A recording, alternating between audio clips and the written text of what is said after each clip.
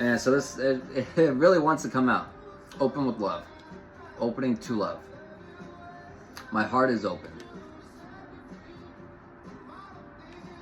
Well, if our heart isn't open, if our heart's not open, we're not able to be the blessing to others, the full blessing to others that we're intended to be.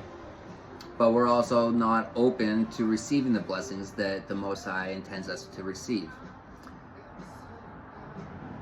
Yeah, it's crazy too, you know, it's crazy how much your heart can be open in the sense of giving to others, but closed off in the sense of receiving.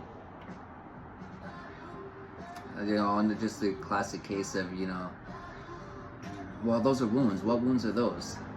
I don't know. Those are some sort of childhood wounds with a sense of you know, a need to do things to, I don't know, to seek approval, to seek appraise, to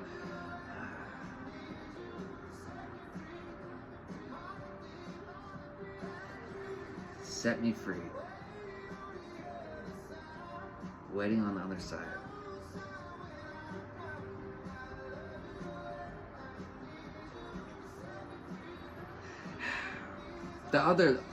Our higher self is waiting on the other side. It's waiting on the other side of our, you know, locked and blocked and closed off heart. Our highest self is waiting on the other side of it. We have to open up. We have to fully open up our heart. And when we finally fully open up our heart to receiving the highest guidance, the highest abundance, the highest everything, you know, because you have to open yourself up to it. But when you fully open yourself up, you know, revealing radiance, you know, my light illuminates the world. When it goes from, you know, the light, as when you're still kind of locked, right? Think of it as like the light's still shining through the cracks. The light's still there and still visible, right? But it's being hindered. It's being held back by limitations we're putting on ourselves, by keeping ourselves closed off, our heart closed off, right? But when we finally break all the chains loose of that and open ourselves up completely, what happens? The light bursts out. It's radiating throughout, not just through the crevices. It's everywhere, and that's blinding. That's blinding. But that's giving birth. You know, I am bringing forth new and dynamic energy into the world, and it's contagious. That type of light is contagious. That type of light is contagious. But that type of light comes with stepping into stillness. My power is born in the majesty of silence. My power is born in the majesty of silence. A silent power. A silent power. You know, true power isn't, you know, it's the ones that it's the ones that feel the sense of need to flex, to assert their dominance, and hey, look at me, I'm alpha. It's the ones that are claiming to be alphas that aren't really alphas. They're just they're undercover betas. Wait till you meet a sigma. Yeah. But that's a silent, you know, it's a silent power. It's a silent, but you know, sigmas don't. We don't need to assert dominance. You know, our power is felt. It's felt. You know, our presence is felt when we enter a room. We don't need to yell and scream and, hey, look at me. It's like, that's cute. It's cute that you feel like you need to do that. That's cute. But what does that tell you? That tells you you're not a true alpha. Or, well, no, it tells you are an alpha, which is just a step above a beta, but you're still not a sigma. You know, it's the beta, it's the alphas that are, you know, they don't fully ignite the courage. They don't fully ignite the courage because they're seeking validation. You know, I am strong, I am valiant, I am courageous. I mean, yes, you are those things, but to some extent, but you're still only doing it out of a sense of need of power, out of a sense of need of people to putting you on a pedestal. It's like, you know, the sigmas we don't need to be put on a pedestal. We don't want to be put on a pedestal. First off, you know what I mean?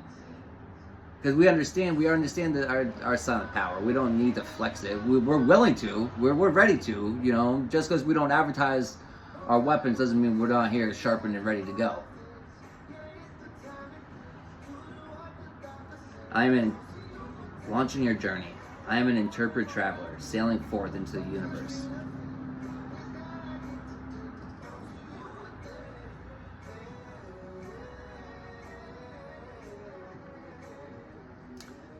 Then the next one right after that, embarking on an adventure. I savor the wonders of the world. That's more than the heart again. Listening to your heart. I trust the messages I receive from my heart. There's a lot of places. There's a lot of places, a lot of things that we have soul contracts to do. That we have 543 when I said that.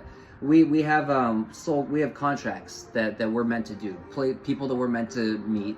Places that we're meant to interact with, because everything's all frequencies and this and that, and we're meant to.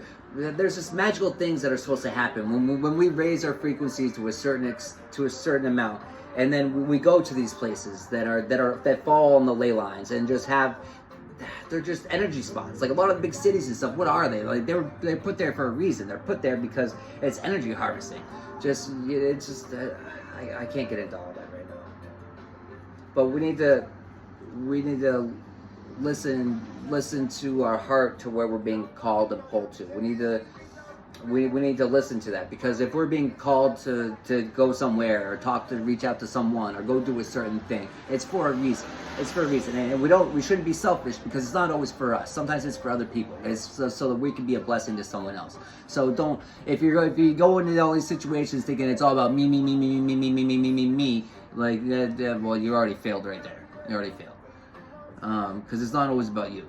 It's not always about you. Sometimes it's for other people. So give thanks for being alive, because being alive is a present from above. Today's a gift. That's why they call it a present. But seek out, all the answers we need are internal. So seek out. Find what brings you joy. Find out what brings you joy. And start chasing that, because that's probably leading towards your purpose anyways.